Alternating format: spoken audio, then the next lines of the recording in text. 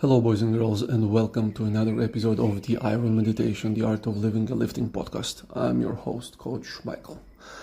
In Zen, or any other Eastern philosophy, the objects are used to emphasize the space.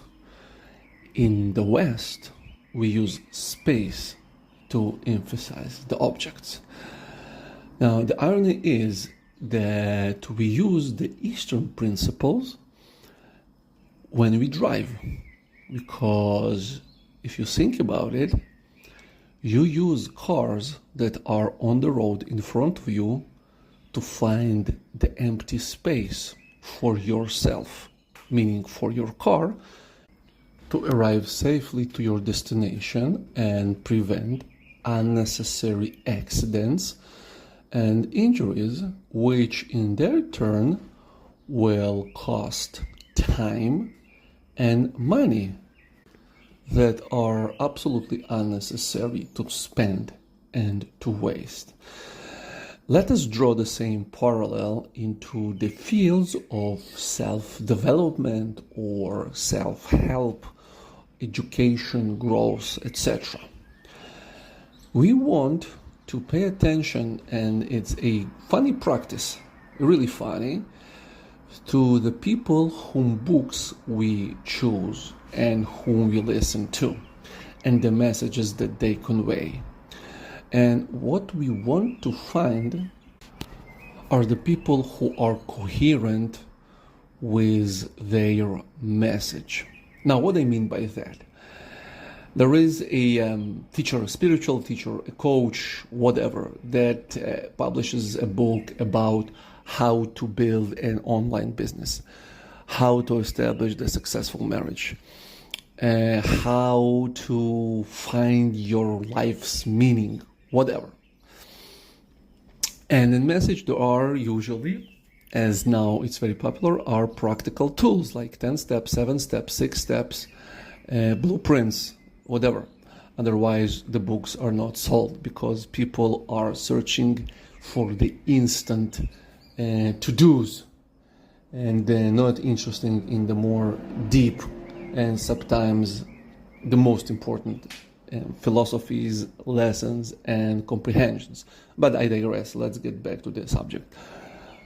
Now, what I want you to do is the following experiment.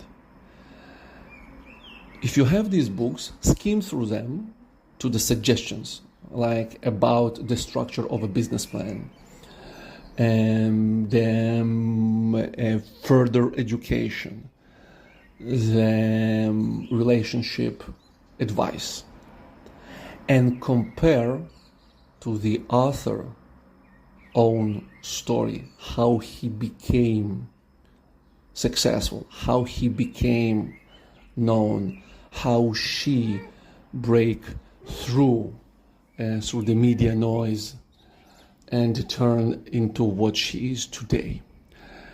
Now, what you're interested at is not their actions after they've succeeded, okay, but before. Because what you'll find is often the very interesting things that people who preach for high education, as an example now, have succeeded without one. And those examples are numerous. People who talk about, simple business plan written on a napkin are often succeeded either with more detailed plan or absolutely without one whatsoever.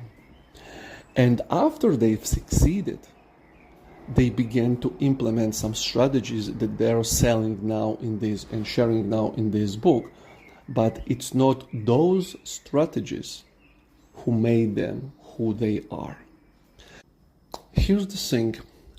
I am not telling you to go and pick through somebody else's dirty laundry or garbage, seeking the misconceptions or misleading, trying to flesh their Larry out and be bitter and miserable on the world, saying that everybody is a liar and a schemer. No, not that. What I want you to see is the peculiar matrix that I became aware of when my kids grew up, and I needed to provide a parental advice about their future and take a stance.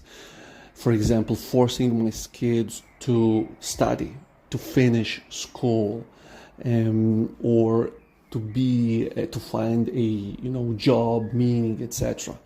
And then I saw a very interesting thing. Like, you see the majority, like the huge line of people, okay, standing in line for, let's call it success. And then, if you look right, you see individuals that just skip the line, go behind the alley, like in the back door of this shop, and go out with the success in hands and just go, while all the other people stand.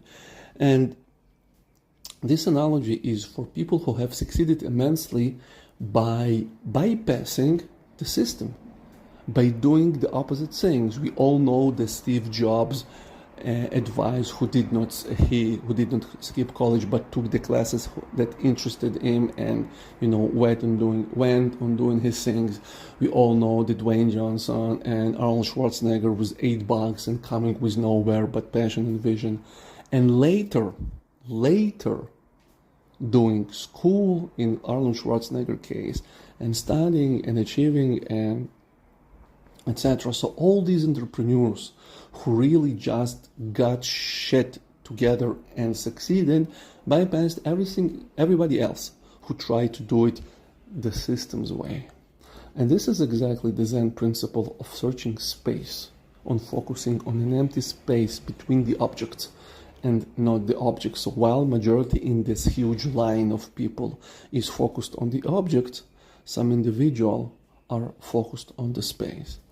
So that's why you want to revalue, revise people you follow. And again, not for the ego's sake, but really to find your own truth and to follow people who are really aligned and telling you the story as it is.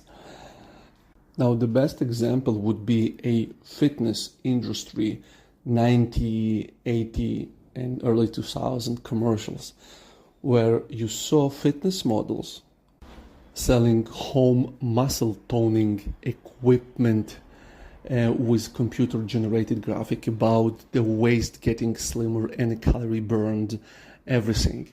And if you had some sense and skin in the game, you understood that these guys are training with the dumbbells, with a barbells, with heavy ass machinery and some maybe drug enhancement, but they're selling the absolute not coherent machines, because they do provide some value if the value is aligned with the machine, okay, with the trainer itself. So if you do the same thing with the books, with the IG accounts, with YouTubers, with bloggers, you'll suddenly see things that you haven't saw, and you just might step over a huge line, go behind the alley, get into the back door, and just get out with everything that you've patiently waited in line for, like all the others. Well, good luck.